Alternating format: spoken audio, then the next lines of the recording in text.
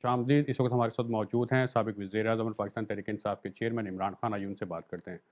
पाकिस्तान में जो है अब इंतखाबात के लिए मुसलसल मुतालबा है आपका और कोशिश भी करें। जब भी इंतखाबात होते हैं, तो आपका असल मुकाबला नून लीग के साथ होगा या एस्टेब्लिशमेंट के साथ होगा? देखिए, इस वक्त तो नून लीग, पीडीएम और इस्टेब्लिशमेंट सब एक तरफ खड़े हैं।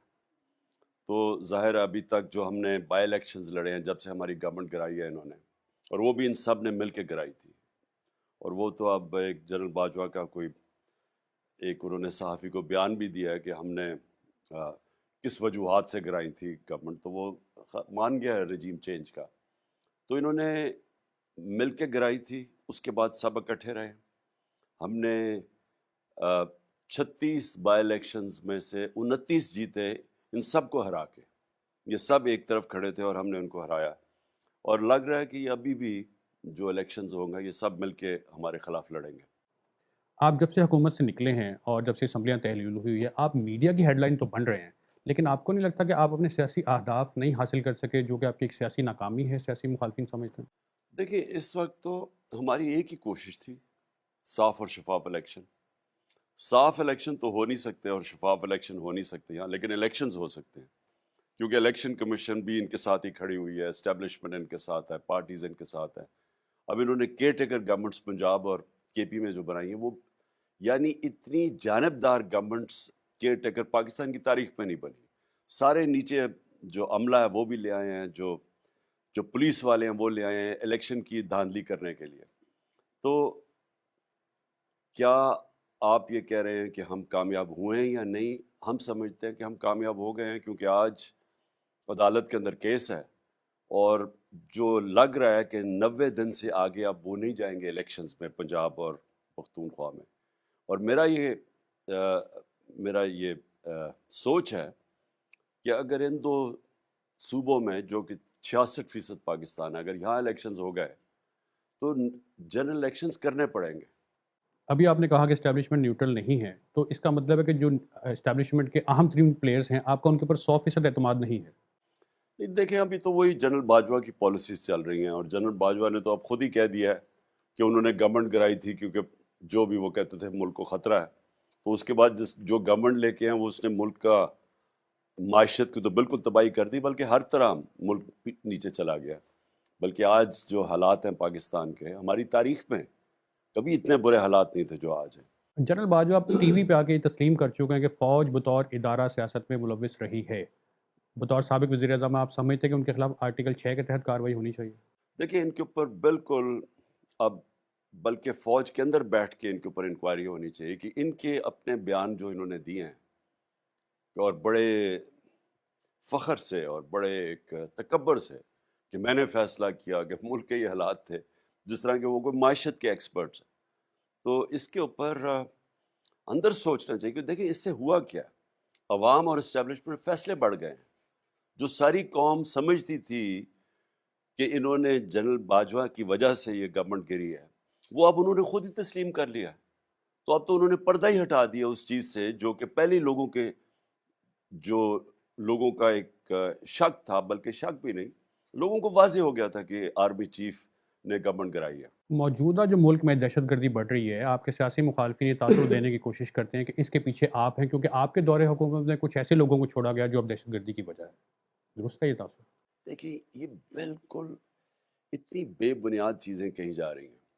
मैंने पिछली यानी 2021 की गर्मियों से मैं जनरल बाजवा को वार्न करता गया कि अफ़गानिस्तान का जो जो भी अब अमेरिकन जब जाएंगे तो पाकिस्तान पे फॉल आउट आएगा उसका, और हमें तैयारी करनी चाहिए। बल्कि मैं समझता हूँ कि हम बच गए, इससे भी ज़्यादा इंतहा की दहशतगर्दी होनी थी अगर वो वहाँ सिविल वॉर हो जाती अफ़गानिस्तान में, और अफ़गान आर्मी अगर ना सरेंडर करती और सिविल वॉर हो जाती, तो उसके और ज़्यादा असरात आने थे पाकिस्तान में। तो मैं तो तब से तैयारी करवा रहा था, और मैंने उनका काम था सिक्योरिटी, जनरल बाजवा का, उनको मैं कहता भी गया। मैंने अपनी सारी कैबिनेट को बताया कि हमारे लिए बड़ा मुश्किल टाइम है और हमें तैयारी करनी चाहिए।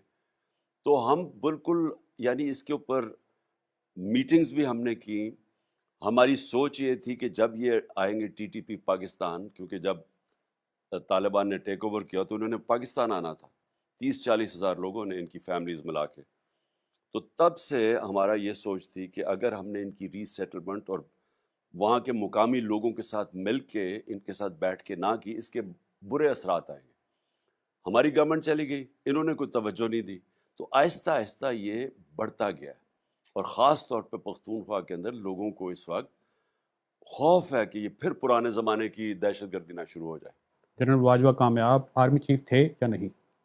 دیکھیں، جنرل باجوہ نے ہمارے دور میں جب ہم اکٹھے تھے تو کئی چیزیں جب ہم کہتے تھے ایک پیج پہ ہیں، تو کئی چیزیں جب سب سے آرگنائزڈ ادارہ فوج وہ گورنمنٹ کے ساتھ مل جائے، جدھر سول ادارے سارے کمزور کیے گئے ہیں، ان دو خاندانوں نے، کرپٹ خاندانوں نے بھی کمزور کیا اور مارشل لاء نے بھی ان کو کمزور کیا، تو ایک ہی آرگنائز ادارہ تھا، تو وہ جب اکٹھا ہو جاتا تو گورنمنٹ افیکٹو ہو جاتی ہے۔ لیکن جو انہوں نے یہ سازش کر کے رجیم چینج کی، جو رجیم چینج کرنے سے سال پہلے انہوں نے سازش شروع کر دی تھی، اس کی وجہ سے بہت آج پاکستان میں جو بحران ہے اس کے وہ ذمہ دار ہیں۔ ایک عوامی تاثر ہے کہ جو آپ کی اور پریزیڈنٹ ٹرمپ کی جو ایک فریکوینسی تھی، وہ ایک آپ اچھے تعلقات تھے، وہ جو بائیڈن کے ساتھ نہیں بن سکے، اس کی کیا وجہ ہے کہ کیوں نہیں بن سکے وہ تعلقات؟ میرے خیال میں افغانستان تھا اس میں، کیونکہ مجھے لگتا ہے کہ جو بائیڈن جب افغانستان سے وڈرال کا ٹائم تھا، وہ ایک ان کے اندر تاثر پایا جا رہا تھا کہ پاکستان ذمہ دار ہے کہ امریکن نہیں کامیاب ہو سکے افغانستان میں، ان کے اندر ایک بہت تاثر تھا ان کی گورنمنٹ کے اندر، میرے خیال میں اس کی وجہ سے وہ کوشش تھے، تو اس لیے میرا کوئی رابطہ ہی نہیں ہوا ان سے۔ جیل بھرو تحریک چل رہی ہے، کیا آپ جیل جانے کے لیے تیار ہیں؟ دیکھیں، ہم سب کو یہ جہاد کے اندر، یہ جہاد ہے اس وقت، ایک ملک کے اوپر فیشزم امپوز کی جا رہی ہے، کبھی اتنا تشدد کسی پولیٹیکل پارٹی کے کارکنوں میں ہوا ہی نہیں، مارشل لاء میں بھی نہیں ہوا۔ میں جنرل مشرف کی، میں ان کی سخت اپوزیشن کرتا تھا، مجھے جیل میں بھی ڈالا 8 دن، لیکن میں نے کبھی اس طرح کی فیشسٹ ٹیکٹکس، جو انہوں نے سارے بنیادی حقوق ہمارے ختم کیے، جس طرح تشدد کیا گیا، کارکنوں کو جیلوں میں ڈال کے انہوں نے تشدد کیا، ہمارے لیڈرز کو، شیخ رشید کو، اس کو اعظم سواتی کو، شہباز گل کو، فواد چودھری کو، اس کے علاوہ صحافیوں سے جو کیا، ارشد شریف کا جو قتل کیا، ایسا تو کبھی پاکستان میں پہلے نہیں ہوا۔ تو جو بنیادی حقوق ہیں ہمارے، ان سارے حقوق کی انہوں نے خلاف ورزی کی ہے، اور یہاں کوئی کسی قسم کی پروٹیکشن نہیں ہے۔ تو ہم نے اس لیے فیصلہ کیا کہ بجائے یہ ہمیں سپریس، دبائیں اور دھمکائیں، دو طریقے ہیں نا، یا انتشار کی طرف نکل جائیں، توڑ پھوڑ ہو، اور یا پھر ہم پرامن ایک نان وائلنٹ طریقہ جو ہے جیل بھرو طریق، تاکہ ان کو ہم ایکسپوز کریں۔ اگر آپ گرفتار ہوتے ہیں تو کیا اسی جیل میں رہنا پسند کریں گے جس میں نواز شریف کو رکھا گیا تھا؟ دیکھیں، مجھے تو کوئی فرق نہیں پڑتا گرفتاری کا، میرے اوپر تو قاتلانہ حملہ ہوا ہے، تو میں تو ایک دوسری زندگی ہے میری، تو جیل میں جانے سے مجھے تو کوئی خوف نہیں ہے، اور خاص طور پہ آج کے ماحول کے اندر میں کئی دفعہ سوچتا ہوں کہ جیل میں تو چلا جاؤں گا، کیا یہ اس کا فال آؤٹ، گیون کہ پاکستان کی معیشت کے کیا حالات ہیں، کیا یہ برداشت کر لیں گے اس وقت؟ اور مجھے لگ ایسے رہا ہے کہ ان کو صرف اور صرف ڈر لگا ہوا ہے کہ کسی نہ کسی طرح عمران خان کو الیکشن نہ لڑنے دیا جائے، چاہے جیل میں ڈالو، چاہے ڈسکوالیفائی کرو، کیونکہ سب مل کے بھی خوف زدہ ہیں کہ جب بھی الیکشن ہوں گے یہ سب ہار جائیں گے۔ وائس آف امریکہ کو ٹائم دینے کا بہت شکریہ۔